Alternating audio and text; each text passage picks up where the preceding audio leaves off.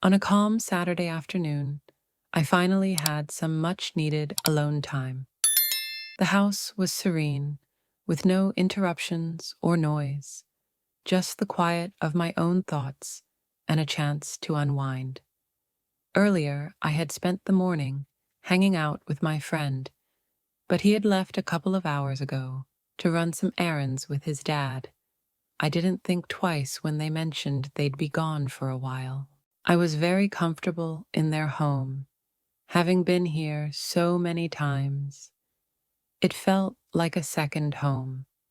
I had just gotten settled in my friend's room, casually scrolling through my phone when I heard a soft knock at the door. It wasn't loud or rushed, just gentle enough to make me question if I had imagined it.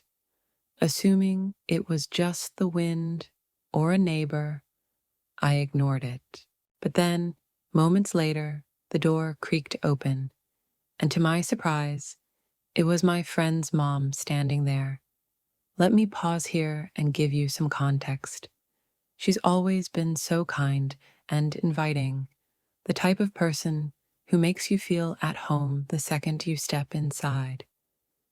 But this time, something felt different. Her face was not her usual warm, welcoming smile.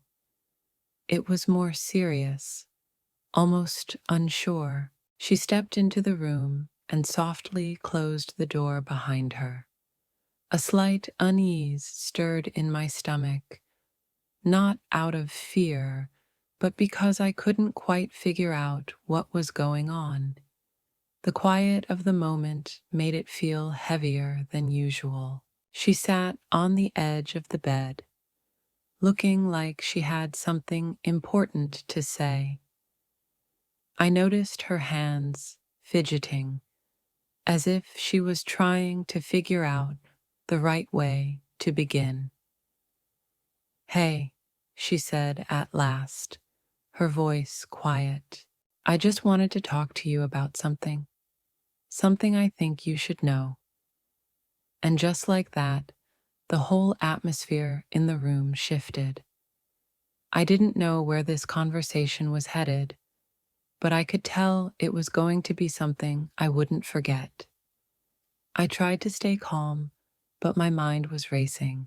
What could she possibly want to talk about?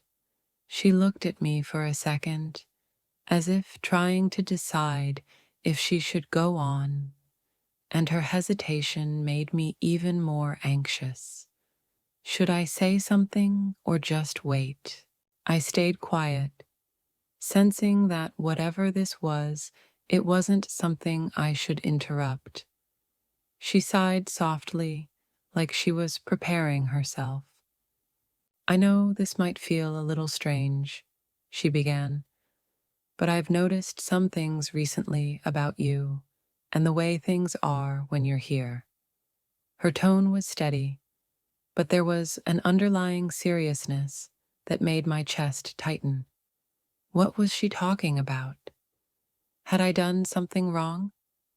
100 thoughts ran through my head, but none made sense. She paused again, as if choosing her words carefully.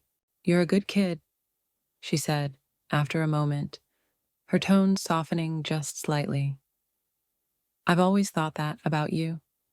You're polite, respectful. You're like family to us." She smiled faintly, but there was still something unspoken in her expression. It was like she was preparing for something bigger, something she hadn't said yet. I tried to respond, but the words got stuck. "Uh, thank you," I said awkwardly, unsure of how to react. "I really appreciate that." She nodded, but her eyes stayed locked on mine. "That's why I think we need to talk about this," she continued, her voice lower now. "I don't want to make you uncomfortable, but I need to know if you've noticed anything unusual." Unusual? What was she talking about? My heart started racing as I tried to figure out what she meant. But before I could ask, she leaned in slightly and said something that completely stunned me. Have you ever felt like someone's been watching you? Her voice barely rose above a whisper. My stomach dropped. Watching me? The question was so unexpected, I didn't know how to respond. I blinked at her, trying to process what she was saying, but all I could manage was a nervous laugh. Uh, no, not really, I said, though even I didn't believe myself. Why? What do you mean? She leaned back a little, studying my face, as though trying to decide if I was telling the truth. It's probably nothing, she said after a long pause, but the way she said it made it clear she didn't believe her own words. I've just noticed a few things, small things. Doors left open, lights on when no one's in the room. She hesitated, her gaze shifting toward the window. The other night, I thought I saw someone outside near the house. A chill ran down my spine. I turned to glance at the window, suddenly hyper-aware of how quiet it had gotten. My mind raced back to all the times I'd stayed over here, all the little noises I'd brushed off as the house settling or the wind. Could I have missed something? Or was I just avoiding the truth because I didn't want to admit it? I didn't want to scare you, she continued, her voice breaking the silence. But I thought, if you'd seen or heard anything, you'd tell me, right? I nodded slowly, though my thoughts were a mess. What was she trying to say? Was this just her overthinking, or was there something really going on? Her words hung in the air, heavy and unsettling. I wanted to tell her it was nothing, that maybe she was just imagining things. But I couldn't shake the feeling creeping up my spine. I haven't noticed anything, I said cautiously, though now my mind was starting to doubt that. Hadn't I heard strange sounds before? Hadn't I seen shadows moving in the corners of my eyes, only to convince myself it was nothing? She studied my face, her expression unreadable. Maybe I'm just being paranoid, she said finally, forcing a small smile. It's probably nothing, but her voice had the tone of someone trying to reassure themselves rather than me. Almost on cue, we heard a sound from the hallway, soft but distinct. We both froze. Did you hear that? She whispered. My heart raced in my chest as I nodded. It wasn't loud, just the faint creak of someone stepping on the old wooden floors. But in the tense silence of the house, it was enough to send chills down my arms. Stay here, she said suddenly, standing up, her voice firm. But I could tell she was trying to mask her own worry. Wait, I blurted, grabbing her wrist instinctively. What if it's something serious? My voice was shaky, and I hated how obvious it was that I was scared. She hesitated, then gently pulled her arm free. It's probably nothing, she repeated, more for her own comfort than mine. But as she moved toward the door, I couldn't shake the sinking feeling in my chest. The door creaked open, and she peered out into the hallway. I held my breath, every nerve on edge. For a moment, there was nothing, just silence. Then she stepped out, disappearing into the shadows of the hallway, leaving me alone with my racing thoughts and the growing certainty that something wasn't right. I sat there, staring at the door, the seconds feeling like hours. The house felt unnervingly quiet now, like all the usual background noise had disappeared. My ears strained to pick up any sound, her voice, her footsteps, anything. But the hallway remained silent. I wanted to get up and follow her, but something kept me frozen in place. Was it fear? Or was it that nagging sense that I wasn't being told everything? Just as I started to convince myself everything was fine, I heard it. A muffled thud followed by a low scraping sound. It wasn't loud, but it was enough to make my pulse race. I stood up instinctively, my body tense, my mind racing. "Mrs. Carter," I called out, my voice barely a whisper. There was no response. I moved toward the door, every step feeling heavier than the last. As I reached the threshold, I hesitated, gripping the door frame like it was the only thing holding me together. The hallway stretched out before me, dim and eerily still, but something was off. At the far end, near the stairs, I thought I saw a shadow. Just for a second, someone moving out of sight. "Mrs. Carter?" I called again, louder this time. Still, no answer. I took a shaky step into the hallway, my instincts screaming at me to go back, to stay in the room. But I couldn't. Something was pulling me forward, concern, maybe, or the unsettling sense that I needed to know what was going on. As I approached the top of the stairs, I felt it, a faint draft coming from below. That's when I noticed the front door, which had been closed earlier, was now slightly ajar. My heart hammered in my chest as I crept closer, glancing around nervously.